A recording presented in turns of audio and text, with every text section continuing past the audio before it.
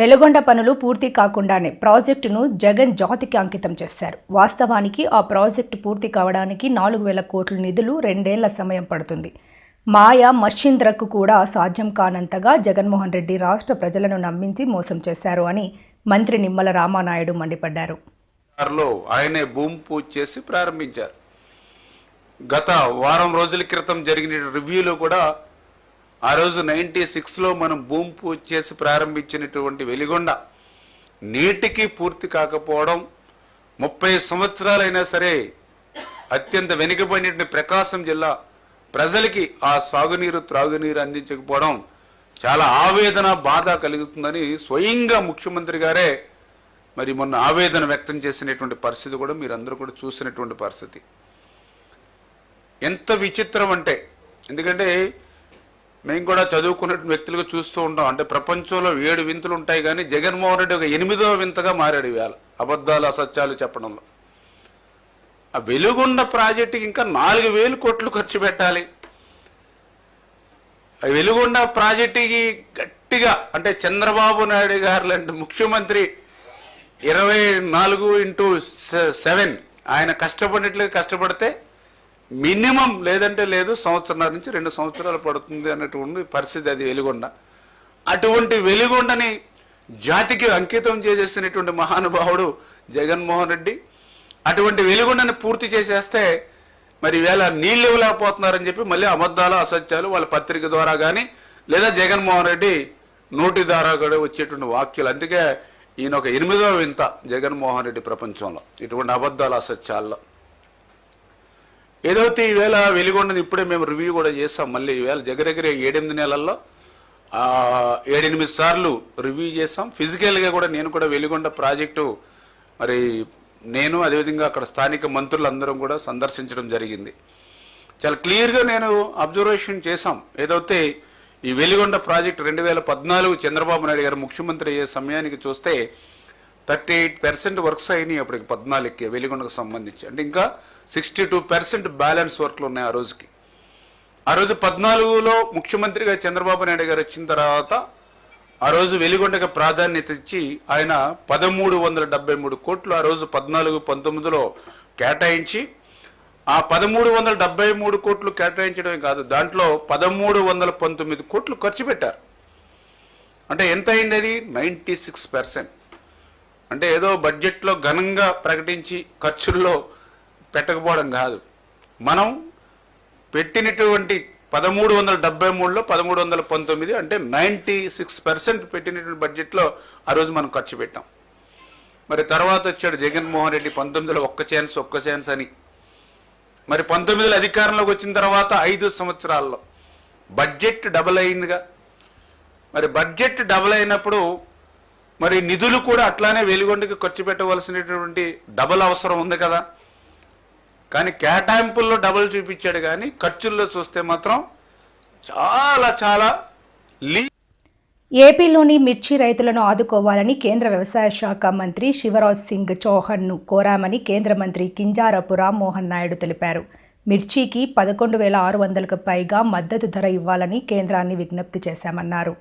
ఆంధ్రప్రదేశ్ ముఖ్యమంత్రి వర్యులు చంద్రబాబు నాయుడు గారు ఢిల్లీ కొత్త ప్రభుత్వం ప్రమాణ స్వీకార కార్యక్రమానికి అటెండ్ అవుతూ మరి అగ్రికల్చరల్ మినిస్ట్రీకి వచ్చి రాష్ట్రంలో ఉన్నటువంటి మిర్చి రైతుల తాలూకా సమస్యల గురించి కూడా ఇక్కడ ప్రత్యేకంగా ప్రస్తావించడం జరిగింది. నిన్న అగ్రికల్చర్ మినిస్టర్ శివరాజ్ సింగ్ చౌహాన్ గారు ప్రత్యక్షంగా ఇక్కడ అందుబాటులో లేకపోయినా ఆ మీటింగ్కి వర్చువల్లో కూడా ఆయన అటెండ్ అయ్యి మరి కొన్ని విషయాల మీద చంద్రబాబు నాయుడు గారు కూడా రాష్ట్రం తరపున మిర్చి రైతుల తరపున ఉన్నటువంటి సమస్యలు ప్రస్తావిస్తే అది ఖచ్చితంగా ఇమీడియట్గా టాప్ ప్రయారిటీ మీద తీసుకొని అవన్నీ కూడా సెటిల్ చేస్తామని చెప్పి కూడా ఆయన హామీ ఇవ్వడం జరిగింది. వేరేగా ఒక మీటింగ్ ఈ రోజు పెడతామని చెప్పి ఇచ్చినటువంటి హామీ ప్రకారం ఈ రోజు ఒక మీటింగ్ పెట్టుకున్నాం.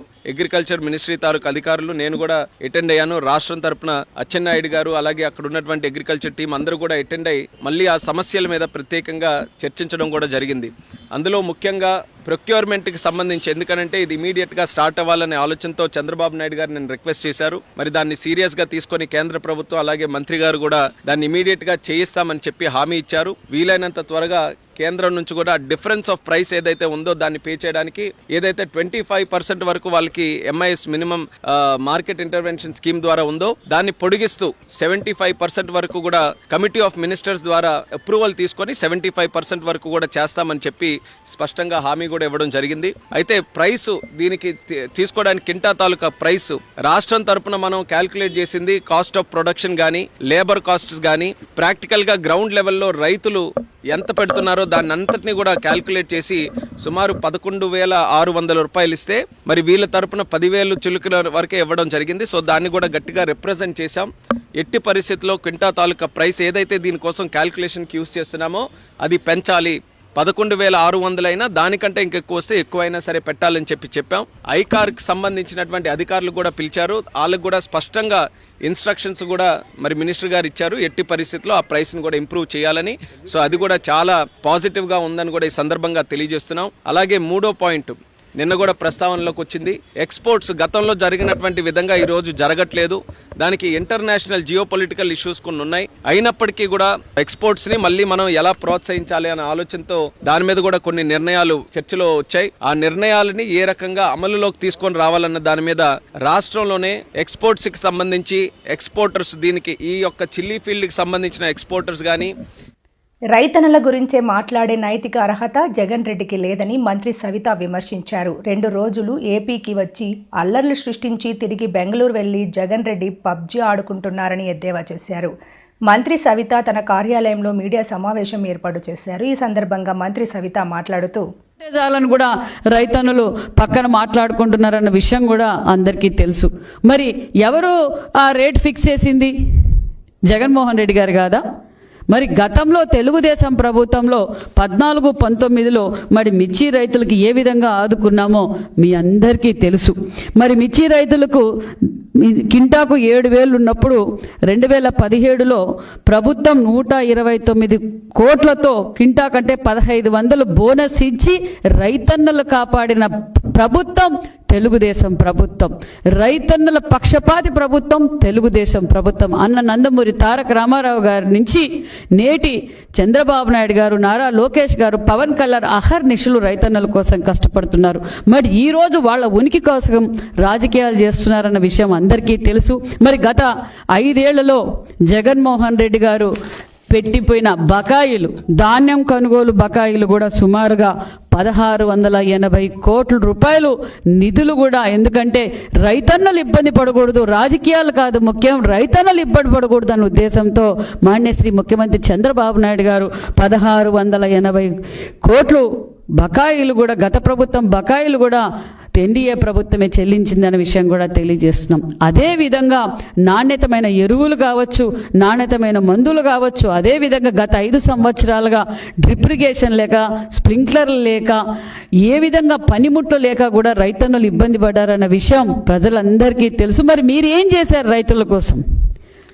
మీరు ముఖ్యమంత్రిగా 5 సంవత్సరాలుగా ఉన్నప్పుడు రైతన్నులకు ఏం చేశారు? రాయలసీమ రైతులు ఏ విధంగా ఇబ్బంది పడుతున్నారు? రాయలసీమ రైతులు నీరు లేక, సాగునీరు, తాగునీరు, ఆ రోజు 2019 ఎన్నికల సమయంలో నేను ఇరిగేషన్ ప్రాజెక్టులు కొత్తవి చేస్తాను, రిజర్వాయర్లు కడతాను, అదేవిధంగా కాలువలు వెడల్పు చేసి ప్రతి ఎకరంకు నీళ్ళు ఇస్తానని చెప్పి ఓటేపించుకొని మరి ఆ కనీసం ఆ రిజర్వాయర్ల నుంచి కాలువలు కూడా తట్టెడు మన్ను కూడా వేయకుండా ద్రోహి జగన్మోహన్ రెడ్డి గారు ఈరోజు మాట్లాడుతున్నారా? కనీసం తన సొంత జిల్లాలో, అన్నమయ్య జిల్లాలో రిజర్వాయరు అన్నమయ్య డ్యామ్ కొట్టకపోతే కనీసం దాని మెయింటెనెన్స్ కూడా చేయలేని చాతగాని మాజీ ముఖ్యమంత్రి జగన్మోహన్ రెడ్డి గారు, రైతుల ద్రోహి జగన్మోహన్ రెడ్డి గారు. ఈ విషయాలన్నీ తెలుసు.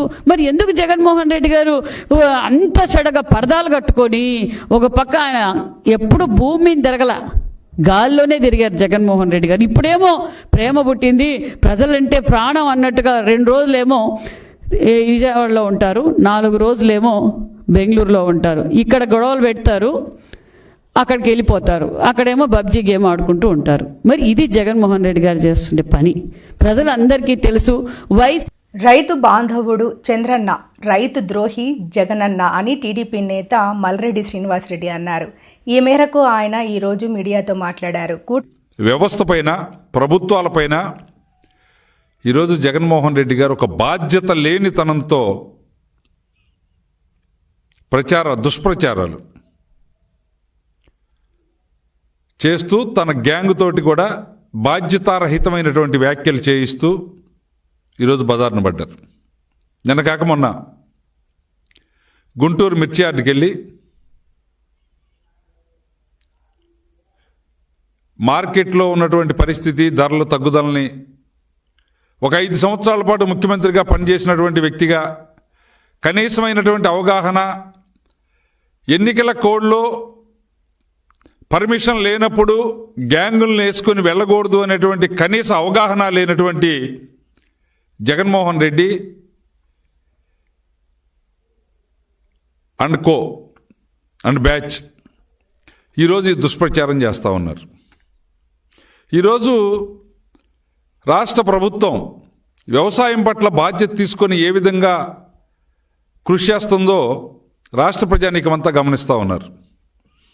జగన్మోహన్ రెడ్డి గారు లేనిపోయినటువంటి ప్రచారాల్ని, అబద్ధాలని దుర్మార్గంగా ప్రచారం చేసి తిరిగి లబ్ధి పొందాలి అనేటువంటి ఆలోచన, కష్టాల్లో ఉన్నటువంటి ప్రజానీకానికి ధైర్యం చెప్పాలి, లేదా బాధ్యత కలిగినటువంటి రాజకీయ నాయకుడిగా ప్రభుత్వానికి తన దగ్గర ఏమైనా సలహాలు సూచనలు ఉంటే చెప్పాలి. దానికి బదులుగా విధ్వంసం వైపు, ఒక భయానక వాతావరణాన్ని సృష్టించే వైపు ఆలోచనలు, అడుగులు వేస్తూ ఉన్నాడు. ఈరోజు ప్రభుత్వం వ్యవసాయాన్ని నిలబెట్టాలి, వ్యవసాయం నిలిస్తేనే, రైతు గెలిస్తేనే ఈ సమాజం అభివృద్ధి ఉంటుంది అనేటువంటి ఆలోచనతో ఉన్నటువంటి చంద్రబాబు నాయుడు గారు అధికారంలోకి వచ్చినటువంటి 8 మాసాల్లో తీసుకున్నటువంటి చర్యలు అందరికీ స్పష్టంగా కనపడతా ఉన్నాయి. ఈయన ఇప్పుడే కొత్తగా బజార్కు వచ్చినట్టు, ఈ కష్టాలు చూసి చెలించిపోయినట్టు, గతంలో తను ముఖ్యమంత్రిగా ఉన్నటువంటి కాలంలో రైతులు పడినటువంటి కష్టాలు రైతులందరూ మర్చిపోవాలన్నట్టు ఒక భ్రమణ కల్పించేటువంటి ఆలోచన చేస్తూ ఉన్నాడు.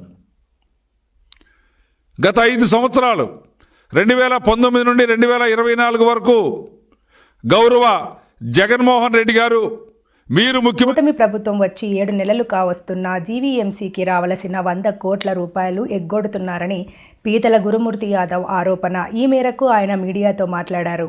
చేయొచ్చని చెప్పి కూడా మేఘాల మీద జీవీఎంసీలో ఉన్నటువంటి టౌన్ ప్లానింగ్ ఉన్నతాధికారుల మీద ఒత్తిళ్లు తీసుకొచ్చి బలవంతంగా సంతకాలు పెట్టించి ఒకే భూమితో పాటు ఆక్రమణదారులు టీడీఆర్లు ఇవ్వడం అనేది రాష్ట్ర చరిత్రలో ఎక్కడైనా ఉందా? అంటే టీడీఆర్ల కుంభకోణం ఏ విధంగా జరుగుతూ ఉందో దీన్ని బట్టి అర్థం చేసుకోవచ్చు. సాక్షాత్తు 7 ఎకరాలు సింహాచలం దేవస్థానానికి జీవీఎంసీ భూమి ఇస్తే బీఆర్టీఎస్ రోడ్డు కోసం మొన్న వేసినటువంటి టీడీఆర్లు 2 ఎకరాల 76 సెంట్లు. అంటే ప్రపోర్షనేట్ గా యాజమాన్య హక్కులు కలిగినటువంటి సింహాచలం దేవస్థానం భూమికి మనం భూమి ఇచ్చేసాం. ఇవాళ భూమి విలువ 400 కోట్ల నుంచి 500 కోట్ల రూపాయలు ఉంటుంది. సింహాచలం దేవస్థానంకి ఇచ్చింది. ఈ టీడీఆర్ 200 కోట్ల రూపాయలు. ఇంకా టీడీఆర్లు సర్టిఫికెట్లు మంజూరు చేయమని ఇంకొక 180 మంది ఇవాళ అవి ఇచ్చేయండి అని చెప్పి అధికారుల మీద ఒత్తిళ్లు పెడతా ఉన్నారు. అంటే రాష్ట్ర ప్రభుత్వ అధికారుల్ని వీళ్ళు తప్పుత్రోవ పట్టిస్తున్నారు. జీవీఎంసీ ఉన్నతాధికారులు ఎస్టేట్ వింగ్ లో ఉన్నటువంటి 7 ఎకరాల భూమి మనం ఏదైతే బదలాయించామో సింహాచలం దేవస్థానానికి జీవీఎంసీ మురసల్లావు దగ్గర, ఆ డాక్యుమెంట్లు ఎందుకు దాచిపెట్టారో అడుగుతున్నాం. ఇవన్నీ ఒక ఎత్తు. నాలా పన్ను ఒక్క విశాఖ జిల్లాలోనే 1000 కోట్ల రూపాయలు పైగా నాలా బకాయిలు ఉన్నాయి.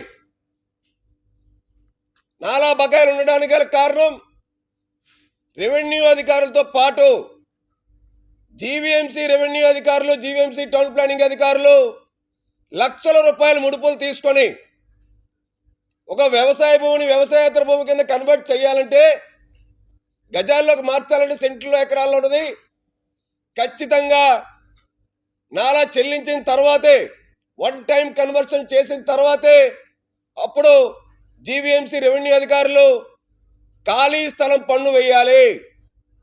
అప్పుడే ప్లాన్ అప్రూవల్ పెట్టుకోవడానికి వాళ్ళు అర్హులు అవుతారు. అలాంటిది ఏమీ జరగకుండా నాలా బకాయిలు 100 కోట్ల రూపాయల్లో ఉంటే పెద్ద పెద్ద భవన నిర్మాణాల కోసం, నిర్మాణదారుల కోసం జీవీఎంసీ రెవెన్యూ అధికారులు, టౌన్ ప్లానింగ్ అధికారులు లక్షల రూపాయల లంచాలు తీసుకొని పెద్ద మొత్తంలో నాలా చెల్లించకుండానే వీళ్ళు భవన నిర్మాణాలు చేపట్టేసి ఇవాళ 1000 కోట్ల రూపాయల పైగా ప్రభుత్వ ఆదాయాన్ని గండి కొట్టారంటే జీవీఎంసీ అధికారులు ఏ స్థాయిలో బరితెగించున్నారో దీన్ని బట్టి. అక్రమ కేసులు బనాయిస్తున్న వారి పేర్లు రాసి పెట్టుకోండి. రేపు వచ్చేది మన ప్రభుత్వమే. 1కి 2 ఇంతలు తిరిగి ఇచ్చేద్దాం. వచ్చే ఎన్నికల్లో వైఎస్ జగన్ గారు చెప్పిన విధంగా 2.0 చూడబోతున్నాం. పార్టీ కోసం కష్టపడిన నాయకుడు, కార్యకర్తలను అక్కున చేర్చుకుంటాం. నేదురమల్లి రామ్ కుమార్ రెడ్డి భరోసా. జన్మదినాన్ని జరుపుకుంటున్న సందర్భంలో ఇక్కడికి వచ్చేసిన ఆయన అభిమానులు, ఇప్పటికీ ఆయన గుండెల్లోనే పెట్టుకొని నడుస్తున్న నాయకులకి అందరికీ ధన్యవాదాలు తెలుపుకుంటున్నాను. ఆయన కొడుకుగా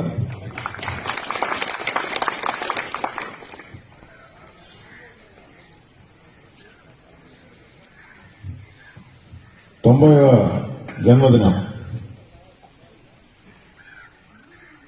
ఒక దశాబ్ద కాలం లేరు మన మధ్య. 80వ జన్మదినం కూడా మనం ఇలాగే జరుపుకున్నాం, 90 కూడా ఇలాగే. కానీ ఆయన ఆశయాల్ని వదలలేదు, ఆయన చూపించిన బాటను వదలలేదు. భక్తవసులు చెప్పినట్టు కానీ రాజకీయాలు మారినాయి.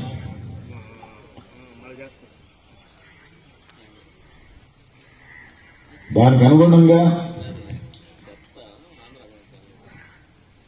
నాయకులుగా మేము కూడా మారాలి కొంచెం.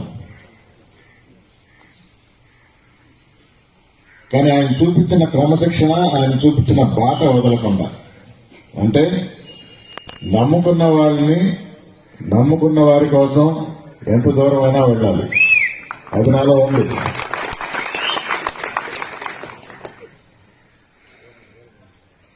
మనకు హాని చేయకుండా ప్రభుత్వాలు మారినా ఎవరి పని వాడు చేసుకుంటున్నారు. వారి కార్యకర్తలకు 4 మంచి పనులు చేస్తుంటున్నారు, 4 ముద్దలు ఎక్కువ పెడుతున్నారు, తప్పులేదు. కానీ మన జోలికి వస్తే, నన్ను నమ్ముకున్న వారి జోలికి వస్తే వాటిని వదిలిపెట్టేది మాత్రం లేదు.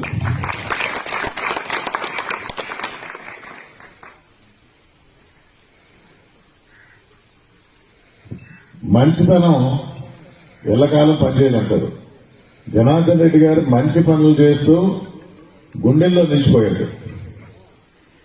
ఆ బాటను మర్చిపోము, ఆ బాటను వదలం. కానీ ఎదుటివారు అంటే ఇప్పటికి ఆ అపోహలో ఉండాలేమో, కొంచెం క్లియర్ చేద్దామని ఈ సందర్భంగా మన నాయకుడు జగన్మోహన్ రెడ్డి గారు కూడా ఇదే చెప్పారు, పేర్లన్నీ రాసుకోండి. రేపు వచ్చే పేదల ఇల్లులే ఆక్రమణల. నియోజకవర్గంలో పెత్తందారుల, భూస్వాములు ఆక్రమణలో భూములు ఉండి ఎమ్మెల్యే రఘురాం కృష్ణంరాజుకి కనబడవా? సిపిఎం జిల్లా కార్యదర్శి జేఎన్వి గోపాలన్. పాలకోడేరు మండలం అల్లూరు సీతారామరాజు నగరం చెప్పేసి 45-50 ఏళ్ల క్రితం ఇక్కడ ఒక నగరం ఏర్పడింది. దాదాపు 130 కుటుంబాల పేదవారు ఇక్కడ ఇళ్లు వేసుకుని కాపురం ఉంటా ఉన్నారు. అయితే 40 ఏళ్ల క్రితం, 30 ఏళ్ల క్రితం అయితే వీళ్ళు చాలా బురదలో, అలాగే చాలా కయ్యి రోడ్లో చాలా ఇబ్బందులు పడుతూ దోమలో, పాముల్లో వాళ్ళ జీవితం గడిపారు. అయితే రాను తర్వాత ఎమ్మెల్యేలు కావచ్చు, లేకపోతే ఇక్కడ పంచాయతీ వారు కావచ్చు, ఇక్కడ సీసీ రోడ్ని కూడా వీరిక్కడ ఏర్పాటు చేయడం కూడా జరిగింది. అంటే విద్యుత్ వచ్చింది, సీసీ రోడ్డు వచ్చింది, మంచినీటి సదుపాయం కూడా వచ్చింది. అంటే సీసీ రోడ్డు ఏర్పాటు చేశారంటే మీ నివాసాలు మాకెవరికి కూడా అభ్యంతరం కాదని చెప్పేసి ప్రభుత్వం కానీ అధికారులు కానీ తేల్చి చెప్పినట్టు లెక్క. కానీ ఇవాళ కొత్తగా అధికారంలో వచ్చినటువంటి ఈ కూటమి ప్రభుత్వం ఉండి ఎమ్మెల్యే గారు గత కొన్ని మాసాల నుండి ఎక్కడైతే పేదలు అనేక తరాలుగా నివాసం ఉన్నారో ఆ ఇళ్లు కూల్చివేతనే పనిగా పెట్టుకుని విచ్చలవిడిగా విచక్షణారహితంగా ఇళ్లు కూల్చివేస్తున్నారు. ఇది చాలా అన్యాయం అని చెప్పేసి మేము తెలియజేస్తున్నాం. మేము ఇప్పుడు ఈ 130 కుటుంబాల్లో చాలా కుటుంబాలు చూస్తే వృద్ధులు ఉన్నారు, తీవ్రమైనటువంటి ఆరోగ్యం ఉన్న వాళ్ళు ఉన్నారు, అలాగే యాక్సిడెంట్లు అయ్యి మంచం మీదే ఉండి ఎటువంటి కదలేని పరిస్థితుల్లో కూడా కొంతమంది ఉన్నారు. ఈ రకమైన పరిస్థితుల్లో ప్రజలు ఇబ్బంది పడతా ఉన్నారు. పేక మీద కత్తెట్టి నోటీసులు ఇచ్చి మీరు ఇళ్లు ఖాళీ చేయకపోతే మేము బుల్డోజర్లు ప్రయోగించి పోలీసులు ప్రయోగించి ఇళ్లు తొలగించేస్తామని చెప్పేసి పేదల మీద పిచ్చుక మీద బ్రహ్మాస్త్రం లాగా వినియోగిస్తా ఉన్నారు. వాళ్ళు చెప్పే కారణం ఏంటంటే ఈ ఇళ్లవారు ఉపయోగించినటువంటి నీరు పంటకాలంలోకి దిగి ఆ పంటకాలం వల్ల ఒక గ్రామంలో ఉన్నటువంటి మంచినీటి చెరువు పాడైపోతుందని వీళ్ళు చెప్తున్నారు. ఇది ఎలా ఉందంటే తోడేలు మేకపిల్ల కథ ఒకటి ఉంది. తోడేలు పై నీళ్లు తాగుతూ ఉంటది, దిగువ నీళ్లు తాగుతున్నటువంటి మేకనే నువ్వు తాగుతున్న నీళ్ల వల్ల కలుషితం అయిపోతున్నాయని చెప్పేసి మేకపిల్లని తినేయడం కోసం బెదిరిస్తుంది. వాస్తవంగా తోడేలు తాగుతున్న నీళ్ల వల్ల మేకపిల్ల తాగుతున్న నీళ్లు కలుషితం అవుతున్నాయి. అలా ఇక్కడ కూడా ఎలా ఉందంటే వీళ్ల వల్ల గ్రామాలు పాడైపోవడం, మంచినీటి చెరువు పాడైపోవడం కాదు. నిజంగా అదే నిజం అనుకుంటే మేము చర్చకి సిద్ధంగా ఉన్నాం. పలానా గ్రామంలో ఈ పేదల ఇళ్ల వల్ల ఆ చెరువు పాడైపోతుంది అనుకుంటే మనం ఎటువంటి చర్యలకైనా మనం సిద్ధపడదాం.